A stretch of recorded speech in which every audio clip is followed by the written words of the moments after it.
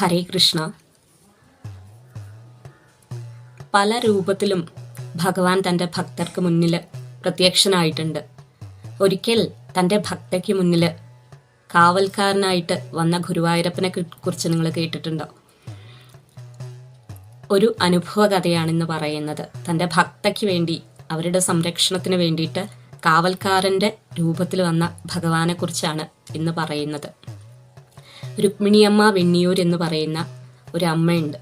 പരമഭക്തയായിട്ടുള്ള അമ്മ ഒരുപാട് കഷ്ടതകളിലൂടെ വന്നിട്ടുള്ളതാണ്. പക്ഷെ തൻ്റെ ജീവിതം ചെറുപ്പത്തിൽ തന്നെ വിധവയാകേണ്ടി വന്നു. എന്നാലും ആ ദുഃഖത്തിലൊന്നും തളരാതെ തനിക്ക് എല്ലാമായ തൻ്റെ ഭഗവാനുണ്ടെന്ന് വിശ്വസിച്ച് ആ അമ്മ എഴുതിയിട്ടുള്ള ഒരു പുസ്തകത്തിലാണ് ഞാൻ ഈ അനുഭവ കഥ വായിച്ചിട്ടുള്ളത്. ഈ പുസ്തകത്തിനും ഒരുപാട് പ്രത്യേകതകളുണ്ട്. ആഞ്ഞം തിരുമേനിയുള്ള കാലത്ത് ആഞ്ഞം തിരുമേനിയുടെ ശിഷ്യയായിരുന്നു ഈ അമ്മ. അന്ന് അദ്ദേഹം പ്രഭാഷണങ്ങളിലൊക്കെ പറഞ്ഞിട്ടുള്ള ഒരുപാട് ഭക്തി കഥകളും അതുപോലെ ഭക്തന്മാരുടെ അനുഭവങ്ങളൊക്കെ ചേർത്ത് വെച്ച് അത് തൻ്റെ ഉള്ളിൽ മാത്രം ഒതുങ്ങരുത്, അത് ലോകം മുഴുവൻ എത്തണം എന്ന് ഉള്ള ഉദ്ദേശത്തോടു കൂടിയിട്ടാണ് ഈ അമ്മ ഈ പുസ്തകം സമർപ്പിച്ചിട്ടുള്ളത്. അതിലെ ഒരു അനുഭവ കഥയാണ്. ഒരിക്കൽ ഗുരുവായൂര് ഒരു വാരസ്യാരുണ്ടായിരുന്നു. ചെറുപ്പത്തിൽ തന്നെ ഭർത്താവ് മരിച്ചു. എങ്കിൽ പോലും അതിലൊന്നും തളരാണ്ട് തനിക്ക് ഇനിയെല്ലാം തൻ്റെ ഗുരുവായൂരപ്പനാണ് എന്ന് വിശ്വസിച്ചുകൊണ്ട് ഭർത്താവ് മരിച്ചെങ്കിൽ പോലും കണ്ണെഴുതുമായിരുന്നു, പൂ ചൂടുമായിരുന്നു. ഒരു വിധവ അല്ല താൻ.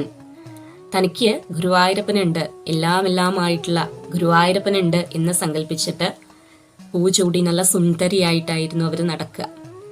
ഒരിക്കൽ കൃഷ്ണനാട്ടം കളി നടക്കുകയാണ്. ആ സമയത്ത്, അത് കാണുന്ന സമയത്ത് ഒരു ചെറുപ്പക്കാരൻ തന്നെ നോക്കി ചിരിക്കുന്നതായിട്ട് ഈ വാരസ്യാർ കാണുകയാണ്. അവരും അങ്ങോട്ട് ചിരിക്കുകയാണ്. ഇയാളുടെ ഉദ്ദേശമൊന്നും വാരസ്യാർക്ക് മനസ്സിലായില്ല. ഏതെങ്കിലും ഭക്തനാണെന്ന് കരുതിയിട്ട് അവിടെ ഇരുന്നു. അങ്ങനെ കൃഷ്ണനാട്ടം കളി കഴിഞ്ഞപ്പോൾ പുലർച്ചെയായിരുന്നു.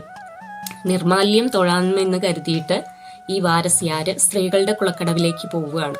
അങ്ങനെ കുളിക്കാൻ ഇറങ്ങിയ സമയത്താണ് കൃഷ്ണനാട്ടം കളി കണ്ടുകൊണ്ടിരുന്ന സമയത്ത് തന്നെ നോക്കി ചിരിച്ച ആ ചെറുപ്പക്കാരൻ അതാ കുളക്കടവില്.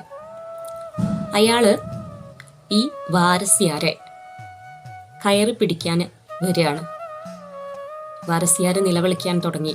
നിങ്ങള് ഒരു ഭക്തനാണെന്ന് കരുതിയിട്ടാണ് ഞാൻ നിങ്ങളോട് ചിരിച്ചത്. അതായത് ഞാൻ വിചാരിച്ചു നിങ്ങളൊരു കൃഷ്ണ ഭക്തനാണെന്ന് വിചാരിച്ചു. എന്നെ ഉപദ്രവിക്കാൻ, മാനം മര്യാദയ്ക്ക് ജീവിക്കുന്നവരെ ഉപദ്രവിക്കാൻ ശ്രമിച്ചിട്ടുണ്ടെങ്കിൽ ഗുരുവായൂരപ്പൻ വെറുതെ വിടില്ല.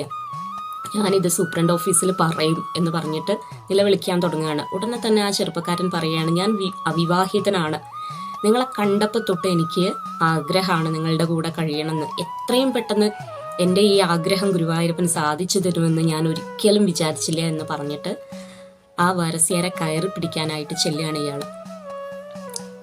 ഉടനെ തന്നെയാണത് സംഭവിച്ചത്.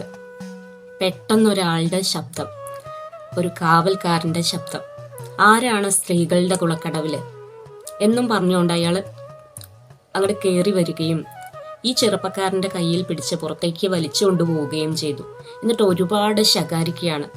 നിങ്ങളുടെ അമ്മയോ പെങ്ങളോ ആയിരുന്നെങ്കിൽ നിങ്ങൾ ഇങ്ങനെ ചെയ്യായിരുന്നു. ഭഗവാനെ തൊഴാൻ വന്നവര് ഭഗവാനെ കണ്ട് തൊഴുതാൽ മതി എന്നിങ്ങനെ പറഞ്ഞിട്ട് ഒരുപാട് ശകാരിക്കുകയാണ് അയാൾ തല താഴ്ത്തിക്കൊണ്ട് നിൽക്കണ്ട്. അപ്പോൾ ഈ വാരസ്യാര് ഭഗവാനോട് നന്ദി പറഞ്ഞു. എന്നിട്ട് തൊഴാൻ വേണ്ടിയിട്ട് പോവുകയാണ്. നിർമാല്യമൊക്കെ തൊഴുതിട്ടുണ്ടാവും. പിന്നീടാണ് അറിയുന്നത് കാവൽക്കാരനാണെന്നാണ് വിചാരിച്ചിട്ടുള്ളത്. ആ കുളത്തിൻ്റെ കാവൽക്കാരനാണെന്നാണ് വിചാരിച്ചിട്ടുള്ളത്. എവിടെ നിന്ന് വന്നു എന്നോ ഒന്നും അറിയില്ല. പെട്ടെന്നാണ് അത് സംഭവിക്കുന്നത്.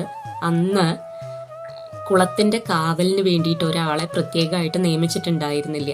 പിന്നീടാണത്രേ ആ ഒരു കുളത്തിൻ്റെ കാവലിന് വേണ്ടിയിട്ട് ആൾക്കാരെ നിയമിച്ചിട്ടുള്ളത്.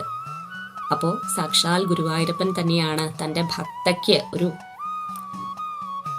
നാണക്കേട് സംഭവിക്കാൻ പോകുന്ന സാഹചര്യത്തിൽ എപ്രകാരമാണോ പാഞ്ചാലിയെ രക്ഷിച്ചത് അപ്രകാരം തന്നെ ഒരു കാവൽക്കാരൻ്റെ രൂപത്തിൽ വന്ന് ആ വാരസ്യാര് പറഞ്ഞത് ഭഗവാന് യാഥാർത്ഥ്യമാക്കി. മനം മര്യാദയ്ക്ക് ജീവിക്കുന്ന ആൾക്കാരെ ഉപദ്രവിക്കാൻ ശ്രമിച്ചിട്ടുണ്ടെങ്കിൽ ഗുരുവായൂരപ്പൻ വെറുതെ വിടില്ല എന്ന് അദ്ദേഹത്തോട് അയാളോട് പറഞ്ഞ ആ വാക്കുണ്ടല്ലോ, അത് ഭഗവാന് യാഥാർത്ഥ്യമാക്കി. തൻ്റെ ജീവിതത്തിലെ ഒരുപാട് കഷ്ടപ്പാടുകളും ദുഃഖങ്ങളും എല്ലാം ഉണ്ടായിട്ടും ഭഗവാന്റെ പാദത്തിൽ ജീവിതം സമർപ്പിച്ചിട്ടുള്ള ആ വാരസ്യാരെ ഭഗവാന് വേണ്ട സമയത്ത് വേണ്ട പോലെ വന്ന് സംരക്ഷിച്ചു. ഭഗവാന്റെ ഒരു കരുണയും കരുതലും ഇത്രത്തോളമാണെന്ന് ഈ ഒരു അനുഭവ കഥയിലൂടെ നമുക്ക് മനസ്സിലാവും. ഭഗവാനിൽ അത്രയും സമർപ്പണ ബോധമുള്ള ഒരാൾക്ക് ഏത് ഘട്ടത്തിലും ഭഗവാന്റെ ഒരു സംരക്ഷണം എപ്പോഴും ഉണ്ടായിരിക്കുന്നതാണ്. എല്ലാവരെയും ഭഗവാൻ അനുഗ്രഹിക്കട്ടെ.